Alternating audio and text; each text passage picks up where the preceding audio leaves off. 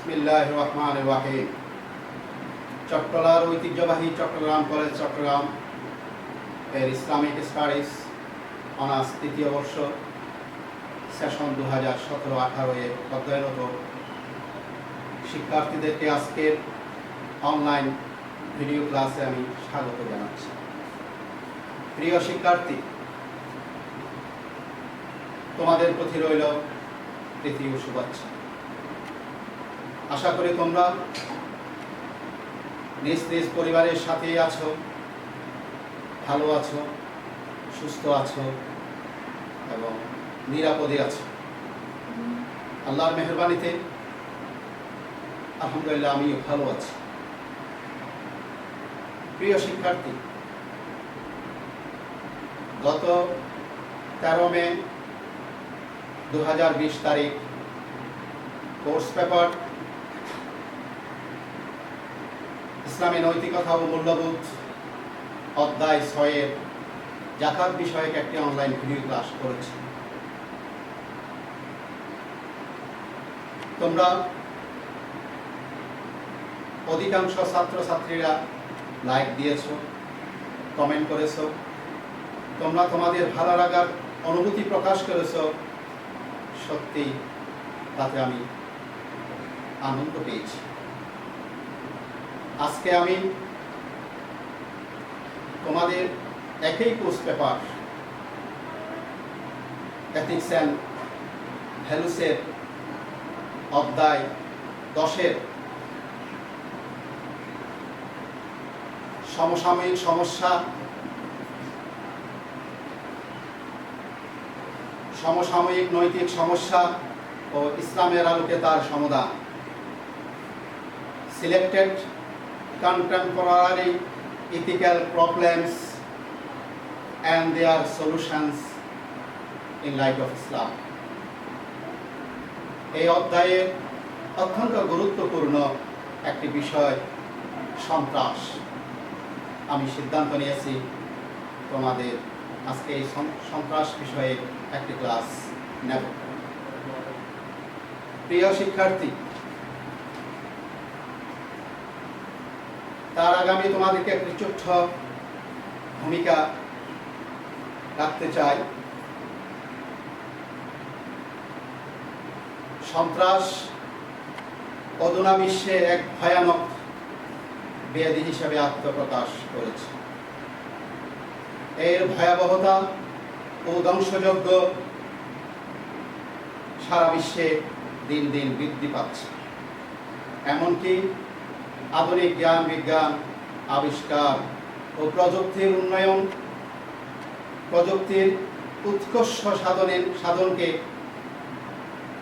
তারা এই কলা কৌশলকে সন্ত্রাসীরা সন্ত্রাসীর কাজে ব্যবহার করছে এবং তারা বিভিন্ন সন্ত্রাসী কার্যক্রম অব্যাহত রেখেছে।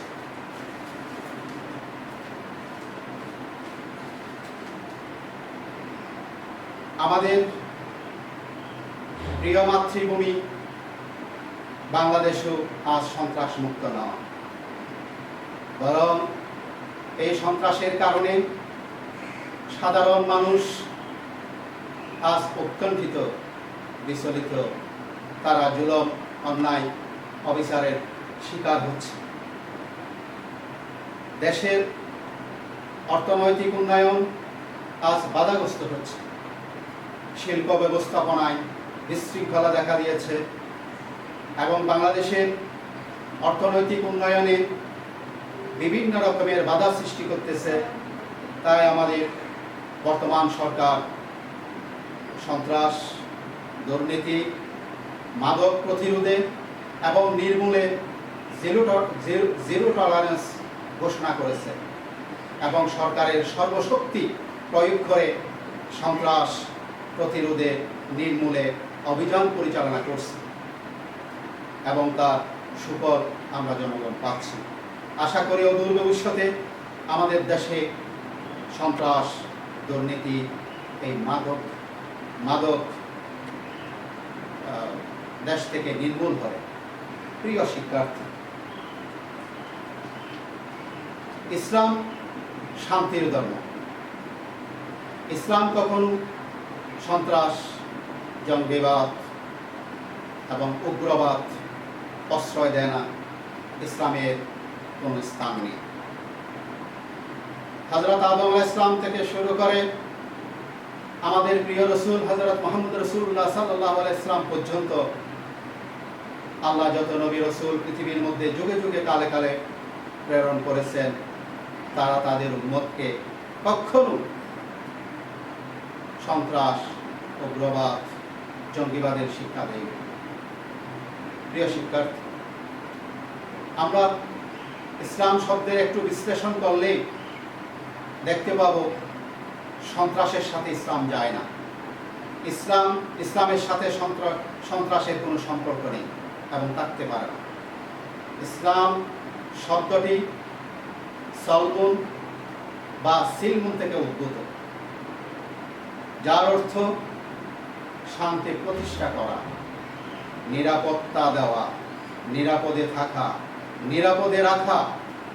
ইসলাম অর্থ সারেন্ডার টু আল্লাহ, আল্লাহর প্রতি আত্মসমর্পণ করা। প্রিয় শিক্ষার্থী,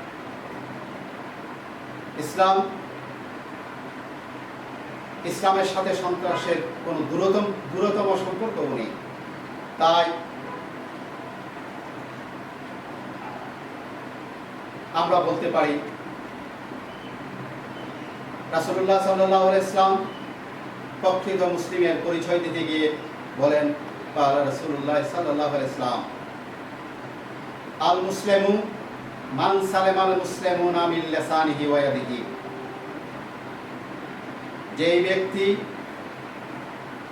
মুসলিম, সেই যার জিহ্বা থেকে, হাত থেকে অপর ব্যক্তি নিরাপদে থাকে, প্রকৃত অর্থে সেই মুসলিম। প্রিয় শিক্ষার্থী, কোনো মুসলিম সন্ত্রাসী হতে পারে না, কোনো মুসলিমের মধ্যে উগ্রবাদী থাকতে পারে না, কারণ তার হাত থেকে, তার জিহ্বা থেকে যদি যেই নিরাপদ থাকবে, নিরাপত্তা দেবে, প্রকৃত সেই মুসলিম। সুতরাং ইসলামের মধ্যে কোনো জবরদস্তি নাই, উগ্রবাদিতা নাই। আল্লাহ পাক রব্বুল আলামিন পবিত্র কোরআনের মধ্যে ইরশাদ করেন, লা ইকরাহা ফিদ-দীন। ইসলামের মধ্যে কোনো বাড়াবাড়ি নেই, জবরদস্তি নেই। প্রিয় শিক্ষার্থী, আজ আমরা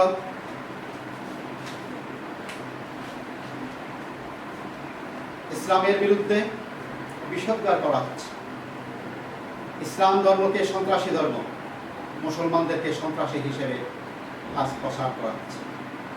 তোমাদের ব্যাপকভাবে ইসলাম মুসলমানদের ইতিহাস পড়তে হবে, জানতে হবে। একটা বিষয় তোমাদের জেনে রাখা উচিত, আমাদের প্রিয় নবী রাসূল সাল্লাল্লাহু আলাইহি ওয়াসাল্লামের সময়কালে ইহুদি খ্রিস্টানরা মুসলমানের বিরোধিতা করেছে, ষড়যন্ত্র করেছে। সেই বিরোধিতার ষড়যন্ত্র আজ অবধি অব্যাহত আছে। তাই ইহুদি খ্রিস্টানরা মুসলমানদেরকে ইসলাম ফোবিয়া, ইসলাম ভীতি এবং মুসলিম বিদ্বেষ ছড়াচ্ছে।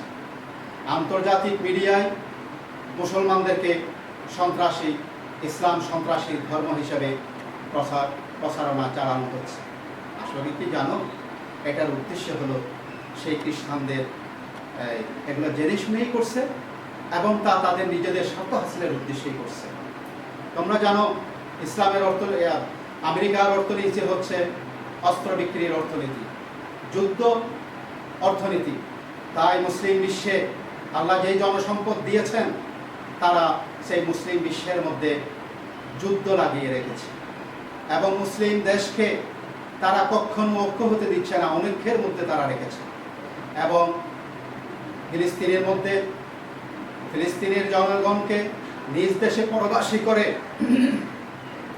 পরবাসী করে এবং ইহুদিদেরকে সুরক্ষা দেয়া হচ্ছে এবং ইহুদিদেরকে নিরাপত্তা দেয়া হচ্ছে।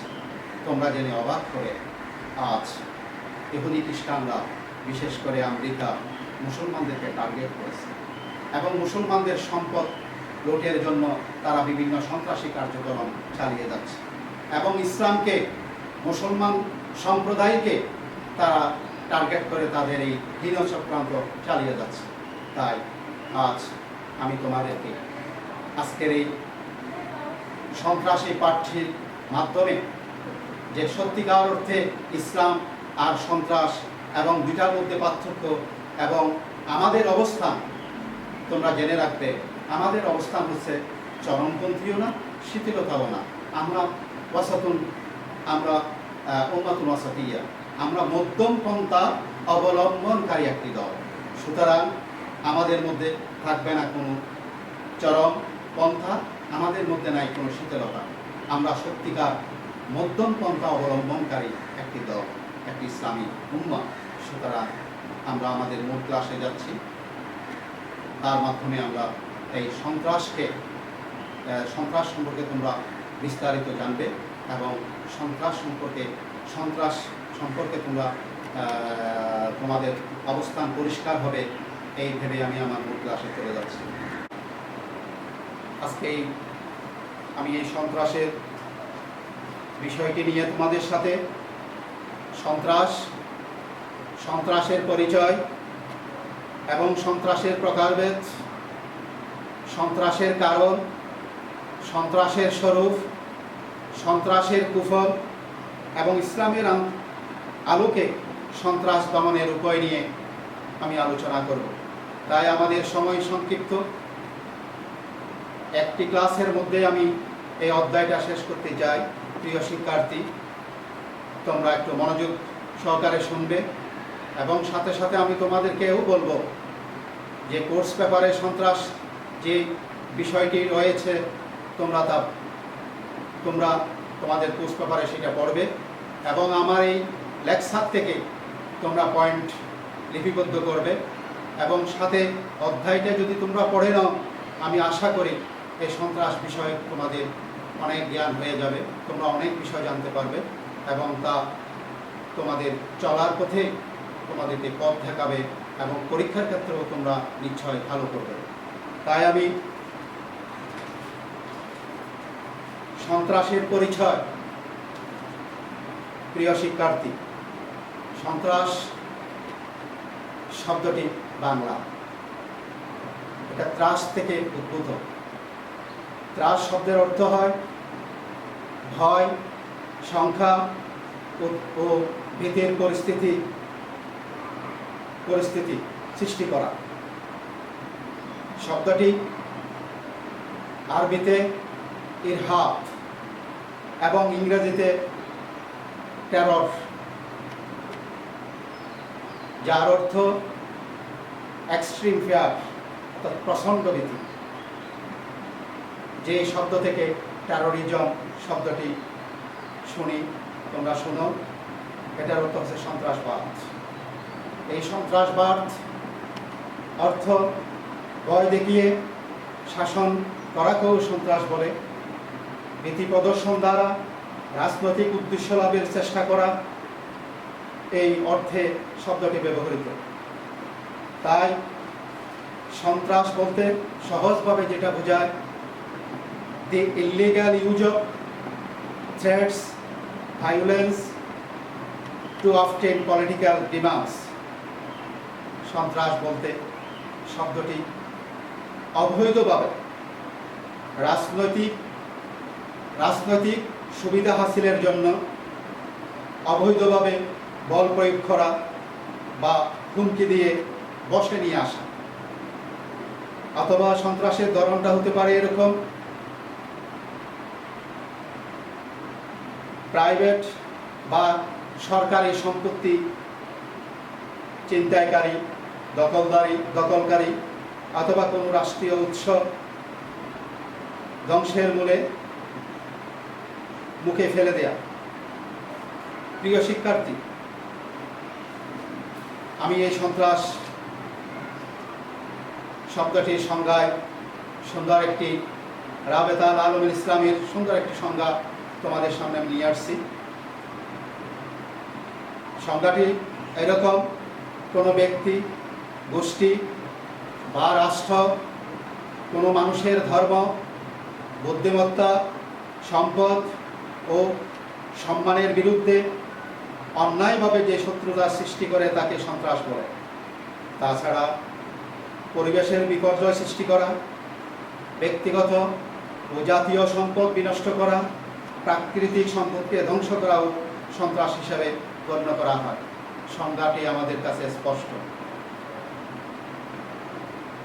সন্ত্রাস ব্যক্তিগত পর্যায়ে হতে পারে, কোনো গোষ্ঠী অথবা মানুষের ধর্মের অথবা বুদ্ধিমত্তা অথবা সম্পদ বিনষ্টের।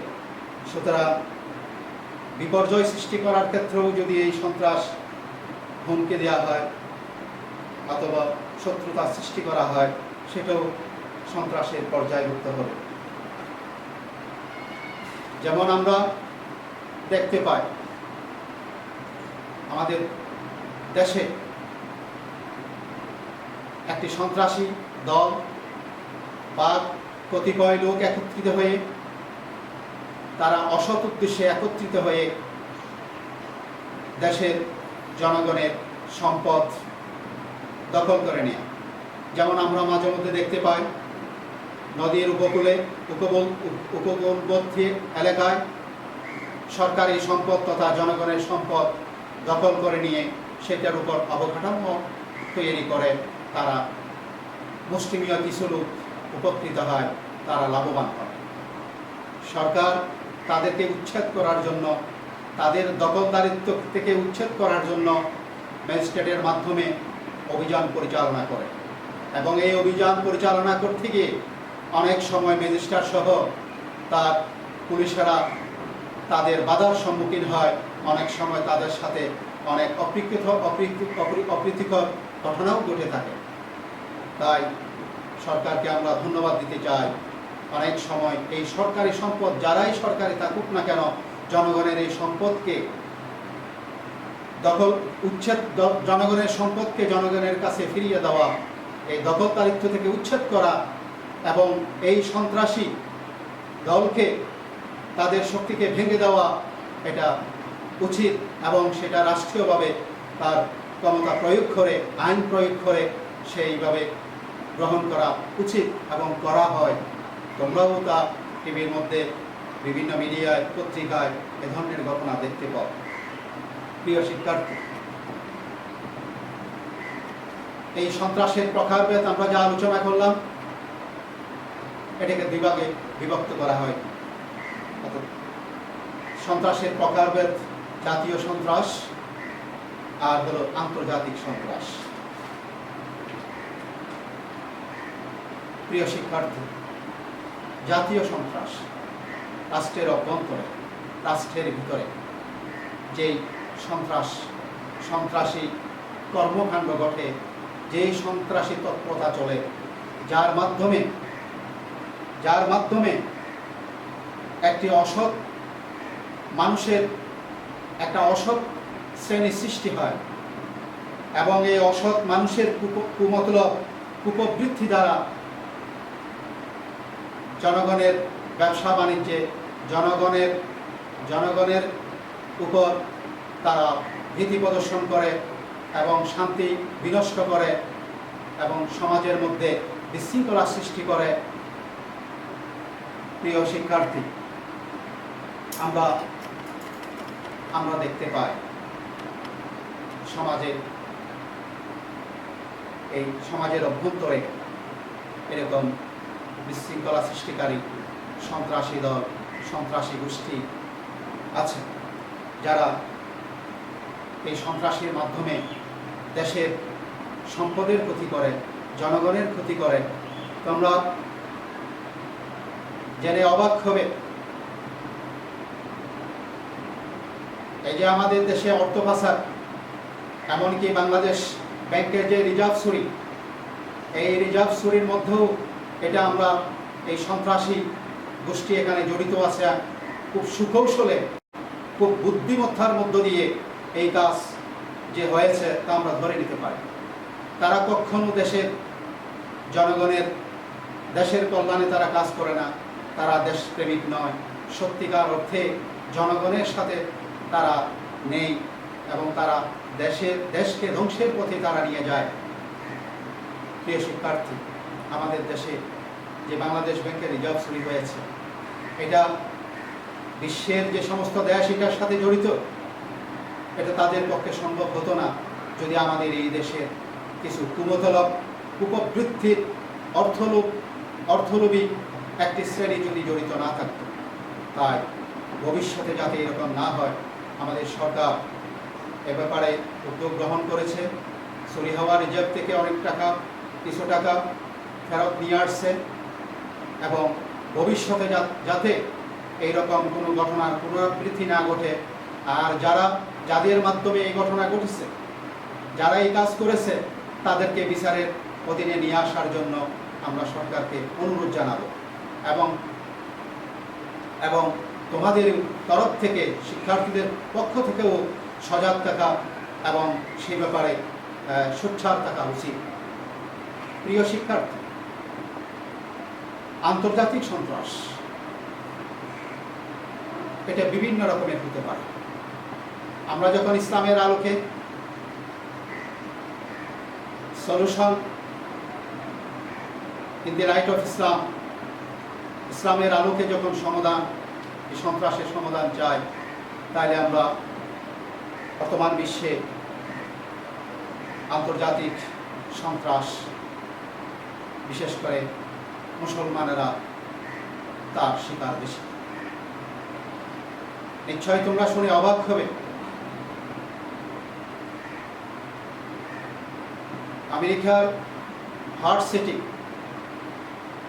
নিউ ইয়র্কের সারা বিশ্বের জন্য যে বাণিজ্যিক কেন্দ্র টুইন টাওয়ারের মধ্যে 11 সেপ্টেম্বর 2001 সালে যেই ধ্বংস ঘটেছিল, সন্ত্রাসীরা যে টুইন টাওয়ারকে ধ্বংস করে দিয়েছিল এবং এই ধ্বংসের পরে আমেরিকার সরকার সাথে সাথে তার জন্য দায়ী করল মুসলমানকে, বিশেষ করে আল কায়দা সংস্থা এবং ওসামা বিন লাদেনকে। তাই আমরা ইতিহাস আমাদের সামনে আছে, আমরা দেখেছি মুসলমানদেরকে এই সন্ত্রাসীর টার্গেট করে এবং যেই ঘটনা প্রায় 3000-এর উপরে মানুষ নিহত হয়েছিল। এবং মজার বিষয় হলো, ওই ঘটনার মধ্যে একজনও ইহুদি ছিল না, ইহুদি খ্রিস্টান ছিল না। এবং এই ঘটনার জন্য ওসামা বিন লাদেনকে দায়ী করে এবং তাকে এই ঘটনার নায়ক হিসেবে বিশ্বে উপস্থাপন করে আমরা দেখেছি। প্রিয় শিক্ষার্থী, এই জন্য আফগানিস্তানের মধ্যে তারা যুদ্ধ করল, পুরো আফগানিস্তানকে ধ্বংস করে দিল এবং পরিশেষে সেই ওসামা বিন লাদেনকে বিনা বিচারে তাকে হত্যা করল এবং তার লাশও উন্মুক্ত করল। প্রিয় শিক্ষার্থী, আমরা দেখতে পাই ইসলাম এবং মুসলমানদেরকে সন্ত্রাসী বানিয়ে এবং ইসলাম সন্ত্রাসী ধর্ম হিসেবে চিহ্নিত করে আজ মধ্যপ্রাচ্যের মধ্যে কী করতেছে। প্রিয় শিক্ষার্থী, আজ মুসলমানরা আন্তর্জাতিক সন্ত্রাসী শিকার। তাই সন্ত্রাস সম্পর্কে তোমাদের অধিক জানতে হবে, সন্ত্রাস সম্পর্কে তোমাদের ইতিহাস, ইসলাম এবং মুসলমানের ইতিহাস তোমাদের জানতে হবে এবং সেখান থেকে তোমাদেরকে শিক্ষা নিতে হবে। তাই আমেরিকার অর্থ হচ্ছে যুদ্ধ অর্থনীতি, অস্ত্র বিক্রির অর্থনীতি। তাই আজ মধ্যপ্রাচ্যের মধ্যে যেই সম্পদ, খোদাই দেওয়া যে সম্পদ আছে, এই সম্পদের প্রতি তাদের লোভ সৃষ্টি করেছে। এই সম্পদকে তারা লুণ্ঠন করতে চায়, যার ধারাবাহিকতায় এই মধ্যপ্রাচ্যের মধ্যে ইরাকের বিরুদ্ধে যুদ্ধ হয়েছে এবং সিরিয়ার বিরুদ্ধে সেই আসাদ সরকারকে উত্থানের নাম দিয়ে, উচ্ছেদের নাম দিয়ে আজ যুদ্ধ চলছে। এবং বর্তমানে সৌদি আরব ইয়েমেনের বিরুদ্ধে যুদ্ধ চালিয়ে যাচ্ছে এবং সেখানে সেই ইহুদি আর খ্রিস্টানরা তার পিছনে মদত চালিয়ে যাচ্ছে, অস্ত্র বিক্রি করে যাচ্ছে। আমরা দেখতে পাই, প্রিয় শিক্ষার্থী, আমেরিকার আয়ের উৎস হলো অস্ত্র বিক্রি। তাই বিশ্বের মধ্যে যুদ্ধ বাঁধানো বিশ্বে যদি যুদ্ধ চলে তাদের অর্থ চাঙ্গা থাকে, আর যদি বিশ্বের মধ্যে যদি কোনো যুদ্ধ না থাকে তাহলে তাদের অর্থনৈতিক মান্দা এবং অসল হয়ে পড়ে। তার অংশ হিসেবে আজ মধ্যপ্রাচ্যে প্রায় রাষ্ট্রের মধ্যে যুদ্ধ লাগিয়ে রাখছে। আজ প্রিয় শিক্ষার্থী, তোমরা জানো ফিলিস্তিনের মধ্যে মুসলমানরা আছে, এটা মুসলমানের দেশ। এই ফিলিস্তিনের মধ্যে রয়েছে মসজিদে আকসা, যেটা প্রথম কাবা, এবং যে কাবার দিকে রাসূলুল্লাহ সাল্লাল্লাহু আলাইহি ওয়াসাল্লাম 17 মাস বা 16 মাস মদিনা থেকে নামাজও পড়েছে। আজ এই ফিলিস্তিনের তারা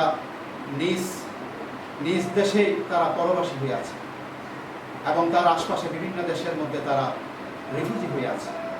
তাই এখানে ইহুদিদের স্বার্থ রক্ষার জন্য আজ ফিলিস্তিনি মুসলমানেরা পরাধীন হয়ে আছে।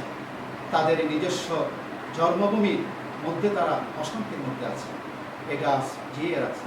এখানেই সন্ত্রাস, আন্তর্জাতিক সন্ত্রাস এখানেই জড়িত। প্রিয় শিক্ষার্থী, আজ আমরা তাই আমাদের সন্ত্রাসের কারণ, কজেস অফ টেরোরিজম, এটার কারণ ও ধরন বিভিন্ন রকমের হতে পারে, এবং এই সন্ত্রাসের কারণে সমাজের বৃহত্তর জনগোষ্ঠী স্বাভাবিক কাজকর্মের বাধা সৃষ্টি হচ্ছে। সুন্দরভাবে আমাদের সমাজে সব কার্যক্রম চলছে না, বিভিন্ন নানা রকমের বাধার সম্মুখীন। আমি এখানে সন্ত্রাসের কিছু চিহ্নিত কারণ উল্লেখ করছি। অর্থনৈতিক কারণ, আধিপত্য বিস্তারের কারণ, দারিদ্র্য, ছাত্র রাজনীতি, নৈতিক অবক্ষয়, শিক্ষাঙ্গনে আধিপত্য বিস্তার এবং পারিবারিক অশান্তি। এই কয়েকটি কারণ সন্ত্রাসের উল্লেখযোগ্য ও অন্যতম কারণ হিসাবে চিহ্নিত।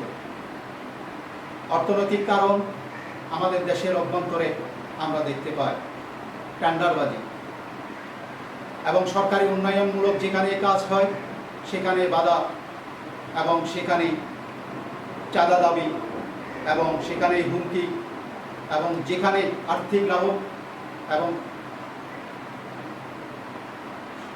দেশের উন্নয়নের জন্য দেশের জনগণের স্বার্থে যে উন্নয়নমূলক কাজ, সেখানে যদি এরকম বাধা হয় তাহলে এটা এক ধরনের সন্ত্রাসী কার্যক্রম। আমরা চাই এগুলো যাতে বন্ধ হয়।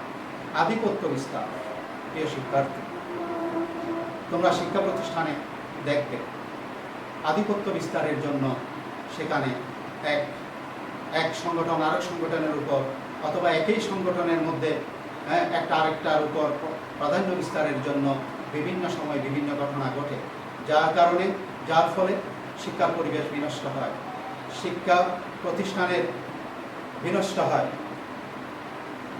দারিদ্র্য আমরা দেখতে পাই, যখন অভাবে স্বভাব নষ্ট।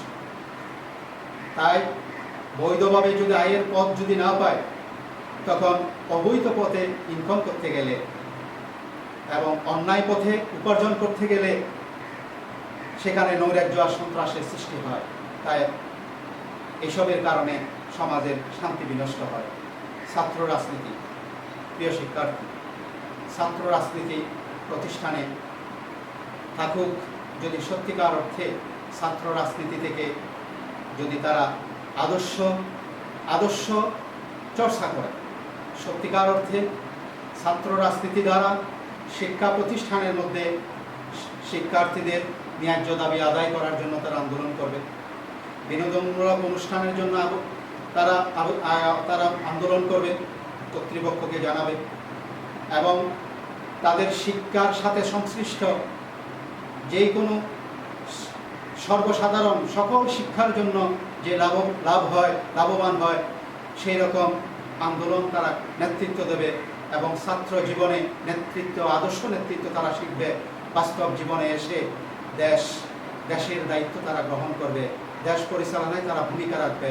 মূলত এটা হওয়ার কথা, কিন্তু আজ নৈতিক অবক্ষয়ের কারণে ছাত্রদের মধ্যে তাদের প্রকৃত তারা শিক্ষা চর্চায় নেই, আদর্শ নৈতিক শিক্ষা অর্জনে তারা নেই। এবং ক্লাসের মধ্যে তারা যদি না থেকে শুধু রাজনীতি কর্মকাণ্ড এবং সহিংস সন্ত্রাসী কর্মকাণ্ডে যদি জড়িয়ে পড়ে, তাহলে তাতে করে শিক্ষার সুন্দর পরিবেশই নষ্ট হবে এবং শেখা হবে না তাদের নেতৃত্বের সে আদর্শ রাজনীতি, বরঞ্চ উল্টোটাই হবে। প্রিয় শিক্ষার্থী, আজ আমরা দুঃখজনক হলেও সত্য, শিক্ষাঙ্গনে আমরা আধিপত্য বিস্তারের জন্য একে অপরের উপর ঝাঁপিয়ে পড়তে দেখছি, যা সত্যিকার অর্থে দেশের কাম্য নয়, জনগণের কাম্য নয়, আমাদের কারো কাম্য নয়। আমরা চাই সুন্দরভাবে শিক্ষা প্রতিষ্ঠানে শিক্ষার পরিবেশ ফিরে আসুক, সুন্দরভাবে শিক্ষার চর্চা হোক এবং সেখান থেকে দেশপ্রেমিক আদর্শ নাগরিক বেরিয়ে আসুক। প্রিয় শিক্ষার্থী, আশা করি তোমরা আমার কথা মনোযোগ দিয়ে শুনছো। সন্ত্রাসের কুফল,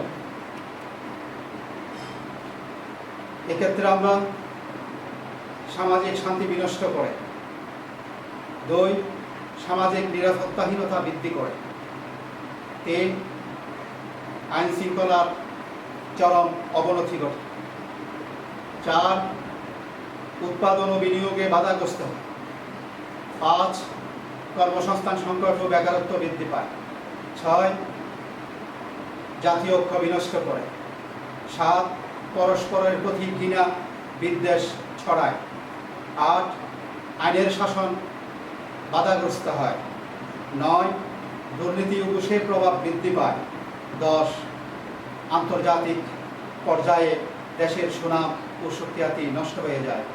প্রিয় শিক্ষার্থী, দেশের অভ্যন্তরে যদি সন্ত্রাসী কর্মকাণ্ড পরিচালিত হয়, সেটা যদি বন্ধ করা না যায়, তাহলে এই সন্ত্রাসের কুফল হিসাবে এগুলো দেখা দিবে এবং দেশের উন্নতি, জনগণের প্রত্যাশিত জীবনযাপন, সুন্দর জীবনযাপন করতে পারবে না। দেশের ভিতরে বাইরে সর্বত্রে অশান্তি আর অরাজকতা বিরাজ করবে। তাই এই সন্ত্রাসী কর্মকাণ্ড নিজেদের স্বার্থে, দেশের স্বার্থে, জনগণের স্বার্থে একটা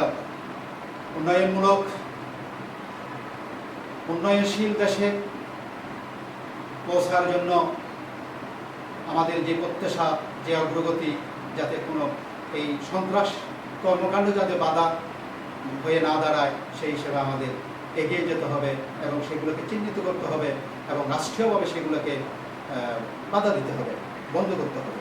প্রিয় শিক্ষার্থী, ইসলামের আলোকে সন্ত্রাস দমনের উপায়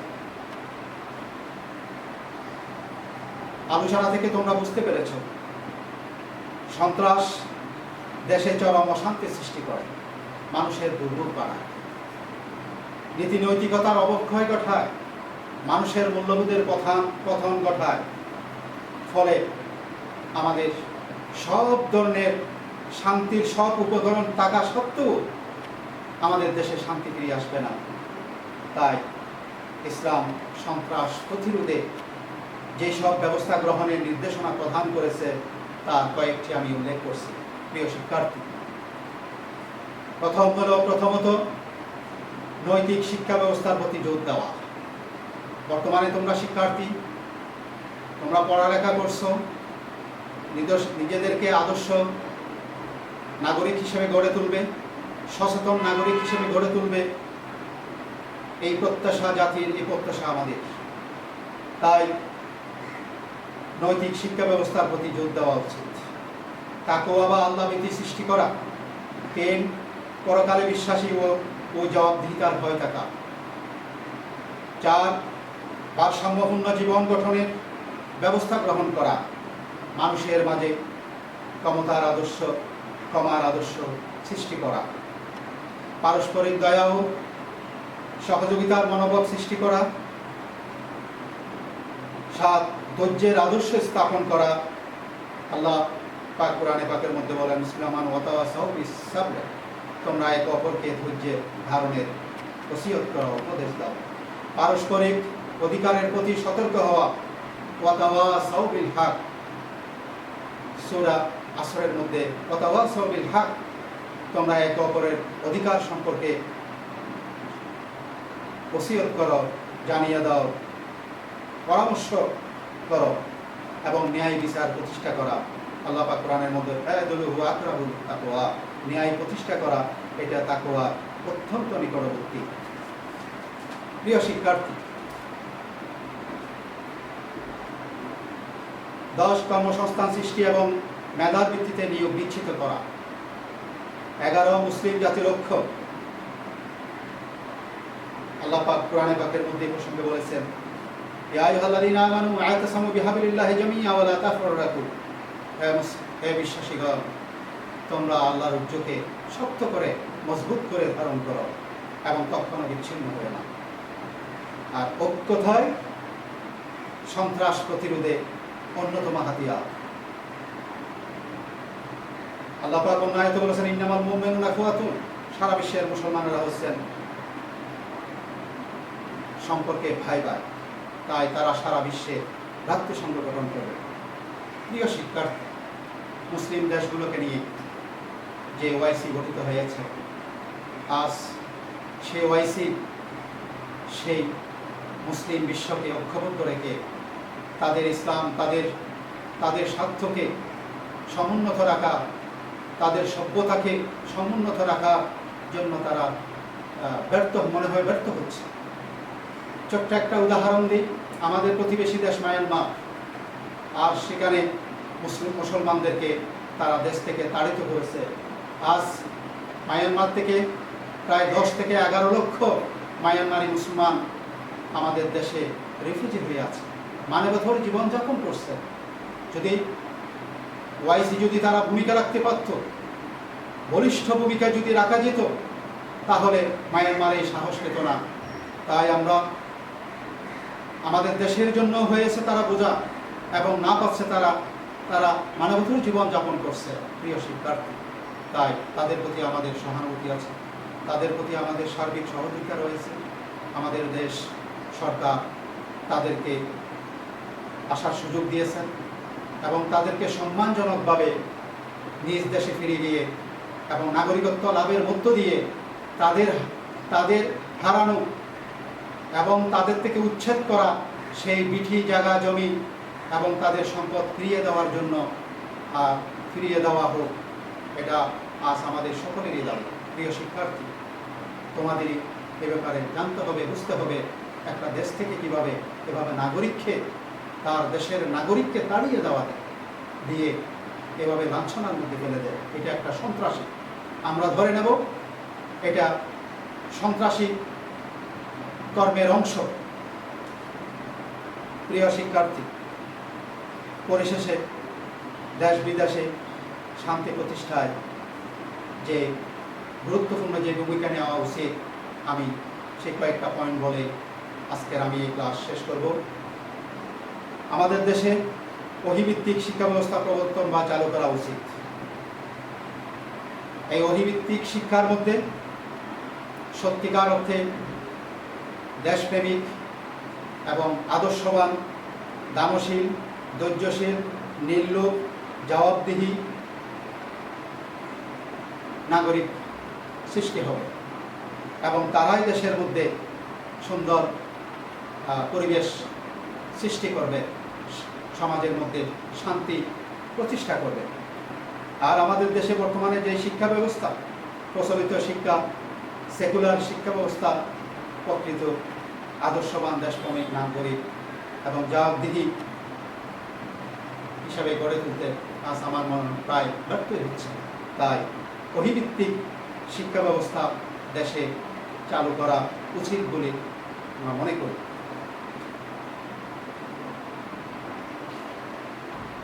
সন্ত্রাসীদের বহিষ্কার, তোমরা শুনে অবাক হবে। রাসূলুল্লাহ সাল্লাল্লাহু আলাইহি ওয়াসাল্লাম যখন মক্কা থেকে হিজরত করে মদিনায় গেলেন, তখন মদিনার মধ্যে ইহুদি খ্রিস্টান, কাফির মুশরিক আরও অন্যান্য যে দল ছিল তাদেরকে নিয়ে একটি চার্টার অফ মদিনা গঠিত হয়, একটি মদিনা সনদ গঠিত হয়। এবং এই মদিনা সনদের যেই চুক্তির যে ধারাগুলো ছিল, দেখা গেল সেই মদিনার বনু নাজির গোত্রের ইহুদিরা তা ভায়োলেট করলেন, ভঙ্গ করলেন। ফলে রাসূলুল্লাহ সাল্লাল্লাহু আলাইহি সাল্লাম মুসলমানদেরকে নিয়ে, আনসার এবং মুহাজিরদেরকে নিয়ে সেই মদিনার বনু নাজির গোত্রের ইহুদিদেরকে অবরোধ করলেন। পরিশেষে তারা দেশ থেকে, মদিনা থেকে তারা বহিষ্কার করলেন, বহিষ্কৃত হয়ে গেলেন। ফলে মদিনার মধ্যে একটা সুন্দর ইসলামী রাষ্ট্র প্রতিষ্ঠা করতে রাসূলুল্লাহ সাল্লাল্লাহু আলাইহি ওয়াসাল্লাম সক্ষম হয়েছেন। প্রিয় শিক্ষার্থী, দৃষ্টান্তমূলক শাস্তি দান। সন্ত্রাস যেমন একটি দেশকে, একটি সমাজকে, একটি গোষ্ঠীকে যেমন ধ্বংস করে দেয়, এই ধ্বংসের হাত থেকে সমাজ, দেশ, রাষ্ট্রকে রক্ষা করার জন্য আল্লাহ তাআলা সূরা মায়েদার 33 ও 34 নম্বর আয়াতে যে নির্দেশনা দিয়েছেন তা আমি অনুবাদটা তোমাদের পড়িয়ে শোনাচ্ছি। যারা দেশে অশান্তি সৃষ্টি করতে চায় তাদের দৃষ্টান্তমূলক শাস্তি হলো তাদেরকে হত্যা করা হবে, অথবা শুলে চড়ানো হবে, অথবা তাদের হস্তপদসমূহ বিপরীত থেকে কেটে দেওয়া হবে, অথবা দেশ থেকে বহিষ্কার করা হবে। এটি হলো তাদের পার্থিব লাঞ্ছনা, আর কালে তাদের জন্য কঠোর শাস্তি। কিন্তু যারা তোমাদের গ্রেফতারের পূর্বে তওবা করে জেনে রাখো আল্লাহ ক্ষমাশীল দয়ালু। প্রিয় শিক্ষার্থী, সূরা মায়েদার এই আয়াতটির মধ্যে সন্ত্রাস থেকে দেশকে নিরাপদ রাখার জন্য সুন্দর শিক্ষা এবং নির্দেশনা রয়েছে। এটা আমরা ভালোভাবে তোমাদের পড়ার জন্য আমি তোমাদেরকে বলবো। এবং পরিশেষে তথ্য সন্ত্রাসের নিষিদ্ধতা, এ ব্যাপারে মুসলমানদের করণীয় এবং ঘটনা যাচাই বাছাই করা। এখানে আবেগে অথবা ক্ষোভে সিদ্ধান্ত ছাড়া কারো উপর ঝাঁপিয়ে না পড়া। প্রিয় শিক্ষার্থী, সূরা হুজুরাতের আয়াত নাম্বার 6 আল্লাহ তাআলা মুসলমানদেরকে সজাগ করেছেন, সচেতন করেছেন। হে বিশ্বাসীগণ, যদি কোনো ফাসিক বা মিথ্যুক তোমাদের কাছে কোনো সংবাদ নিয়ে আসে, তবে তোমরা তার সত্যতা যাচাই বাছাই সঠিক তদন্ত করে নাও। এমন যেন না হয় যে তোমরা অজ্ঞতাবশত কোনো জনগোষ্ঠীর উপর ঝাঁপিয়ে পড়বে, যার কারণে তোমরা নিন্দিত ও লাঞ্ছিত হবে। এখানে আমাদের প্রিয় শিক্ষার্থী, এই আয়াতের মধ্যে একটা গুরুত্বপূর্ণ শিক্ষা রয়েছে। কোনো ঘটনা, কোনো সংবাদ পৌঁছলে যাচাই বাছাই করা ছাড়া তা গ্রহণ করা যাবে না। দেশের ভিতরেও যদি এক দল আরেক দলকে কোনো বিপদে ফেলার জন্য মাঝখানে যদি কোনো একটা ভুল তথ্য, ভুল সংবাদ যদি পরিবেশন করে, ওইটা যাচাই বাছাই না করে, কখনো যাতে কোনো পদক্ষেপ গ্রহণ করা না হয়, সিদ্ধান্ত নেওয়া না হয়। যদি সিদ্ধান্ত না হয় তাহলে ভুলে তার অন্যের ক্ষতি সাধন করে ফেলবে এবং পরোক্ষভাবে তাদের লজ্জিত আর লাঞ্ছিত হতে হবে, অপমানিত হতে হবে। পরিশেষে প্রিয় শিক্ষার্থী, আমি আমার এই সন্ত্রাস নামক আলোচনার শেষ পর্যায়ে এসেছি। আত্মসংযম ও উদার ক্ষমানীতি অনুসরণ, এ ব্যাপারে আল কোরআনের একটি আয়াত তোমাদের সামনে উল্লেখ করছি। সূরা হুজুরাতের আয়াত নাম্বার 10। বিসমিল্লাহির রহমানির রহিম, ইন্নামাল মুমিনুনা ইখওয়া ফাসলিহু বাইনা আখওয়াইকুম ওয়াত্তাকুল্লাহ লাআল্লাকুম তুরহামুন। হে বিশ্বাসীগণ, তোমরা মুমিনেরা পরস্পর ভাই ভাই। যদি তোমাদের ভাইদের মধ্যে কোনো ভুল বুঝাবুঝি ঘটে, কোনো যুদ্ধ বিগ্রহ হয়, তাহলে তোমরা দ্বন্দ্ব বিবাদের সময় তোমরা তাদের সংশোধন করে দাও, তোমরা তাদের মধ্যে মীমাংসার পথ অবলম্বন করে দাও। অর্থাৎ এক কথায়, হে মুমিনগণ, তোমরা পরস্পর ভাতৃসঙ্গ, সুতরাং দ্বন্দ্ব বিবাদের সময় তোমরা সংশোধন ও মীমাংসার পথ অবলম্বন করবে এবং ভয় করো আল্লাহকে, যাতে তোমরা আল্লাহর রহমপ্রাপ্ত হও।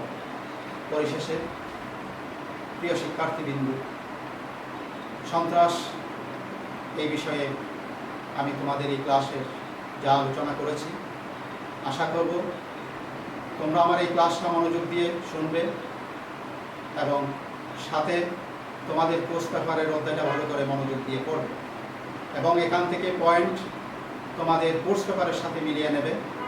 তাতে সন্ত্রাস সম্পর্কে তোমাদের বেশ ব্যাপকভাবে জানা হবে এবং পরীক্ষায় তোমরা ভালো করবে। আর পরিশেষে দেশে এবং বিশ্বে এই করোনায় আজ বিপর্যস্ত। সারা বিশ্বে প্রায় 3 লক্ষাধিক মানুষের প্রায় মৃত্যুবরণ করেছে। ঠিক আমাদের দেশেও প্রায় 23 লক্ষাধিক মানুষ আক্রান্ত হয়েছে, 349 জন মৃত্যুবরণ করেছে। তাই আজ দেশের স্বার্থে মানুষের, তোমাদের প্রিয় শিক্ষার্থী, তোমাদের জানতে হবে মানুষের জান বাঁচা, প্রাণে বাঁচা, জানটা সবচেয়ে মূল্যবান। তাই প্রাণে বাঁচিয়ে থাকার জন্য, জানকে বাঁচানোর জন্য আমাদের সর্বতভাবে চেষ্টা করতে হবে। তাই তোমরা যে যেখানে থাকো না কেন তোমরা নিরাপদে থাকবে, শঙ্কিত না হয়ে সতর্ক হও, সাবধানতা অবলম্বন করো এবং নিজেদেরকে নিরাপদ রাখো, নিজেদের পরিবারকে নিরাপদে রাখো এবং প্রতিবেশী তুমি যেখানে আসো সেখানে সবাইকে সাবধানের সাথে চলার জন্য চেষ্টা করো এবং স্বাস্থ্যবিধি মেনে চলো। আজকে এই জন্যে দেশে পুরা লকডাউন চলছে। সারা বাংলাদেশের মধ্যে জেলা থেকে জেলা যাতায়াত বন্ধ, দেশ থেকে বিদেশের বিমান যোগাযোগ বন্ধ। আজ আমাদের দেশের ব্যবসা বাণিজ্য, শিক্ষা প্রতিষ্ঠান সব কিছুই বন্ধ ঈদের এই দিনে। তাই পরিশেষে তোমাদেরকে বলবো, আজ রমজান মাস চলছে, প্রায় আমরা শেষ দশকে চলে আসছি। এই পবিত্র মাহে রমজানের সিয়াম সাধনার মধ্য দিয়ে তোমরা পবিত্র কোরআন তেলাওয়াত করবে এবং আরও অন্যান্য ইবাদত করবে। এই ইবাদতের মধ্য দিয়ে আল্লাহর উপর তাওয়াক্কুল রেখে, আল্লাহর উপর পূর্ণ ধৈর্য ধারণ করে যে আল্লাহর কাছে ফরিয়াদ করো যাতে আল্লাহ সহসা আমাদের দেশ থেকে এই বিপর্যয় কেটে উঠতে পারি, এই করোনা মুক্ত হতে পারি এবং আমাদের যারা এখন আক্রান্ত হয়ে গেছে তারা যাতে সুস্থ হয়ে যায় এবং যারা আক্রান্ত হয় নাই যাতে আমরা সচেতন থাকি এবং যাতে আমরা এই ভাইরাস থেকে, এই শ্বাসে ভাইরাস থেকে আমরা নিজেদেরকে ওইদিকে ঠেলে না দিই এবং সচেতনভাবে যাতে নিজেদেরকে রক্ষা করে সেই তা করা উচিত। পরিশেষে তোমাদের সুস্থতা, তোমাদের সফলতা কামনা করছি এবং আমার ক্লাসের পর তোমরা লাইক দেবে, কমেন্ট করবে। যদি তোমাদের বুঝতে অসুবিধা হয় সেটাও জানার জন্য তোমরা লিখবে। আশা করি ভালো থাকো। আলহামদুলিল্লাহ, আলহামদুলিল্লাহ, খুদা হাফিজ।